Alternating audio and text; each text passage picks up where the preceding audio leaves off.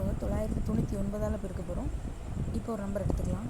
இந்த நம்பர் எடுத்துக்கலாம், 432 அப்படின்னு எடுத்துட்டோன்னா இதை 999ஆல் பெருக்கணும்.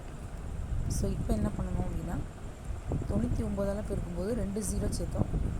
இப்போ என்ன பண்ணணும் அப்படின்னா 3 0 சேர்க்கணும். சேர்த்துட்டு இந்த நம்பரை அப்படியே சப் பண்ணி விட்டுறணும். அவ்வளோதான். ஸோ 8 வரும்.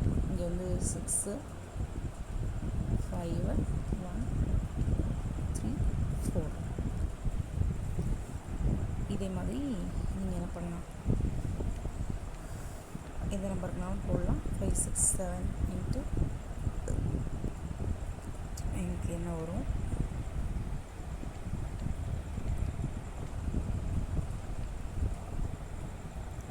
1354 இன்ட்டு 99க்கு என்ன ஆன்சர் வரும் அப்படின்னு சொல்லி செக் பண்ணி பார்த்துக்கோங்க. தேங்க்யூ.